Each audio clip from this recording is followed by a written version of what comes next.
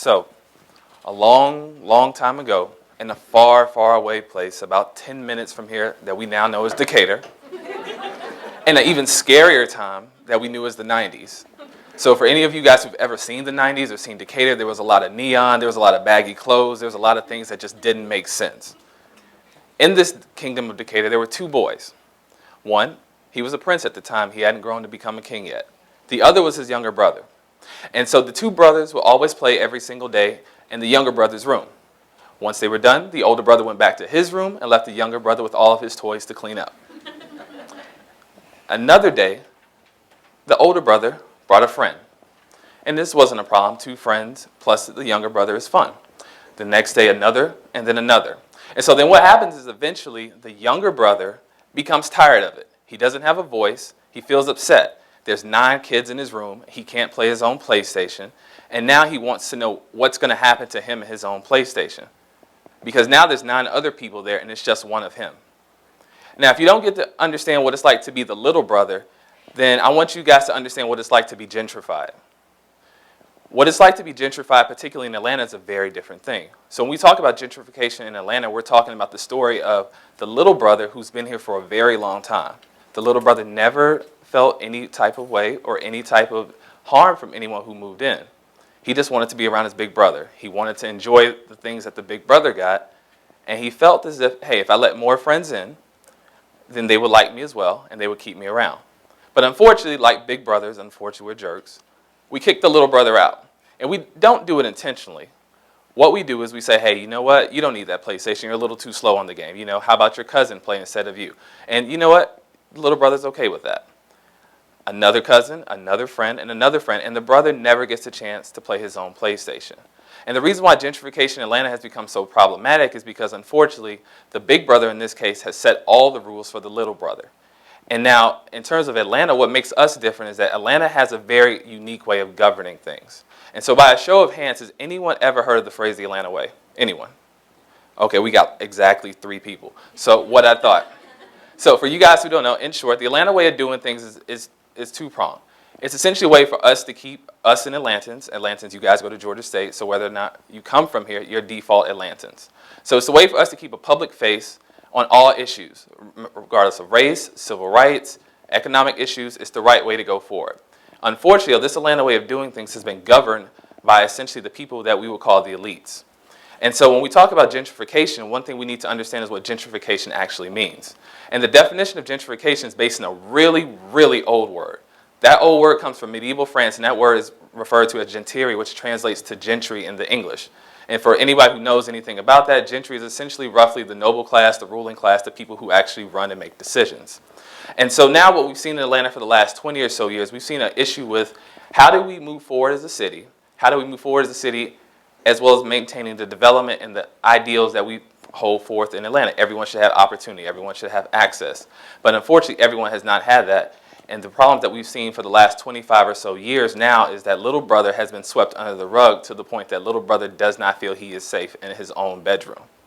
And so this brings me to an interesting conundrum because, like most people, I went here to Georgia State. I'm an alumni. I'm very proud of it. And so, I'm sorry, Georgia State, if I offend you for the next line. So I come to Georgia State, and I had a simple question growing up in that kingdom of Decatur when I came to Georgia State. And that question was, what happened to all the people in that particular housing project 10 minutes from here in the east, known as East Lake Meadows? None of my teachers could answer it. I went to another teacher, urban policy, African American studies, sociology. They could all kind of point, and they all kind of did like this. So I was like, oh, so where do people go? Somewhere over here. And so I asked someone else, okay, where do people go? Somewhere over here. And so that led me to thinking, maybe I should just do a quick research paper. That research paper led me to interviewing the last days of public housing in Atlanta. So this is really 2008 to 2011. This is the last days of public housing in the city. And at this point in time, with public housing in the city, if anyone doesn't understand what public housing is, we need to actually step back a minute to understand why public housing and why Atlanta and why East Lake Meadows and why 2 little boys in Decatur would even want to even know this question. So public housing, actually before we start, somebody time me. I need 30 seconds. I went to college. I can do this. Give me 30 seconds. I want to give you a whole history of public housing. No, seriously, somebody time me. Anybody. Okay, you in the front. Let me know when you're ready. All right, cool. All right, so public housing. It's the 1920s, 1930s. We all know what happens. Everybody parties. 1929, a big crash happens, and boom, everybody's broke for except maybe 4 people. So everyone else is broke. And so now we got a problem. So FDR, you know the guy, he's everyone's favorite president. Everyone's favorite president. This is not debatable. FDR then says, okay, we got to do something. I'm going to come up with this new idea. It's going to be called the New Deal. The New Deal is going to open up things for everyone else. Public housing is one of them. And then everyone gets public housing to help get you out of being poverty to being in the middle class. How did I do? Boom, there we go. Thank you, Georgia State, for taking all 30,000 of my money. So FDR comes with this great idea for the public housing. It's the best idea anyone's ever heard of. Wait a minute. You mean we can't have people who are just poor? They can't just die on the street. So wait a minute. If poor people work to build the buildings that they live in, they can move out with the money that they made into middle class life. The most brilliant fucking thing on earth. Like, no one has ever thought of this before. And so the thing is, it's great for about 20 or so years in Atlanta and everywhere else. So you look at public housing. Public housing is great. It's Atlanta, Chicago, DC, everywhere across the United States. Public housing is working. We're building new things. We're making this a great country. America's like, yes, we are number one.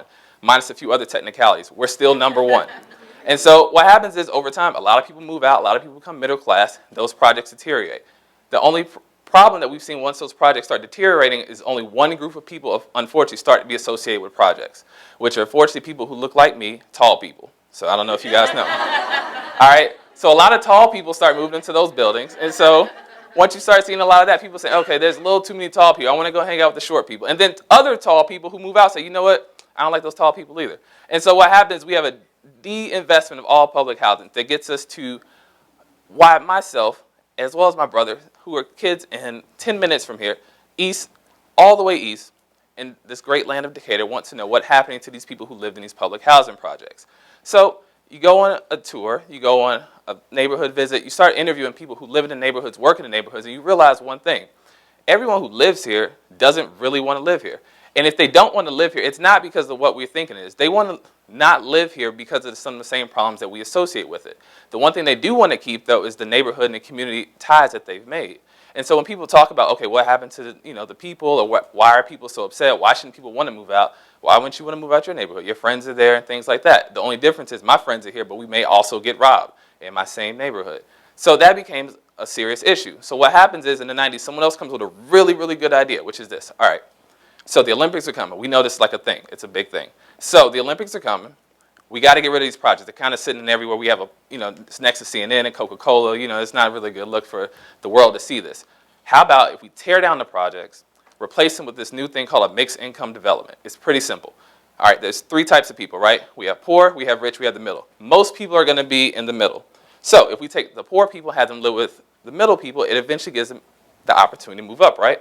Makes sense. So everyone in the city said this is a good idea. It's like the new FDR's kind of idea. So everyone goes forward with it. We tear down projects, people move out, people move into new developments. Pretty simple. The only catch is that everyone kind of doesn't get the chance to go back. So you, my friend right here who took time for me, let's say you didn't get a chance to go back, but I did. Nothing against you. I'm just saying I think I will win more. So everyone doesn't get a chance back. So what becomes is the schism we see in Atlanta. And so what happens is crime at one point was, most people assume, was all concentrated in public housing projects, right? It makes sense. The projects are bad, they're evil. A lot of tall people live in them. I've seen a lot of rap videos. I know this is a fact. So, and everyone associates this is the right thing to do. So we do it, but we don't invite everyone back. And that's okay too. Then we tear down more. We don't invite everybody back. And even if we're still doing that, it still seems like a pretty good idea. The only problem is once those people move out, new people move in.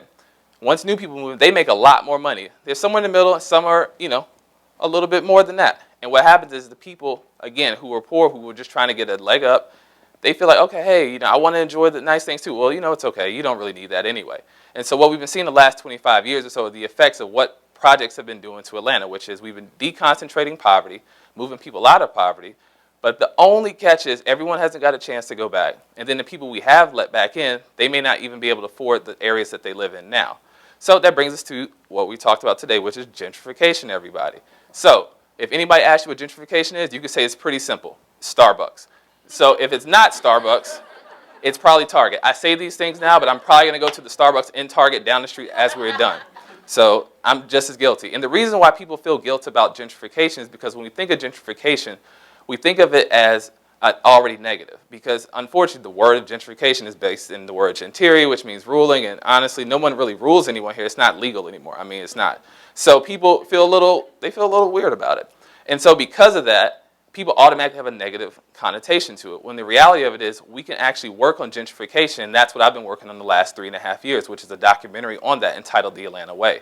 The idea is to show how gentrification works, what's the right way, what's the wrong way, and what's the Atlanta way of doing things. And needless to say, the Atlanta way of doing things is somewhere in between the right way, the wrong way, and then what were you thinking about? So in terms of making a movie about gentrification, you get a lot of opinions. Most people's opinions are usually based in personal facts, which is, hey, I moved here, I'm not a bad person, why do I have to be a gentrifier? Well, technically you are because you move into that area. But the thing is, though, you can actually engage your community where you live at. Easy, vote, we all vote. Go to neighborhood planning unit meetings. Go get involved in your communities and actually start talking to people who live there. One of the big issues that people have, we interview with the documentary, is that most of the people who move in either are afraid of them, they call the police, or they are afraid, call the police, and then hide. And so then when you think about it, if that continual cycle happens, you don't have neighbors anymore, you have enemies. And then no one wants an enemy in their own community. And so I say this because when you think about gentrification, think about one thing. At the end of the day, there's two types of people. There is the gentrifier and the person who's going to be gentrified. Since you guys are all Georgia State students here, the easiest way to think about this is on one end of the spectrum, you will be both, and the other end, you will not. And since you have an opportunity to be in both of those worlds at the same point in time, what are you going to do to make sure that's going to be a better engagement for the person coming after you in the future? And I just want you guys to know again, if you haven't heard about gentrification before, it's a thing. I'm here all week. Thank you.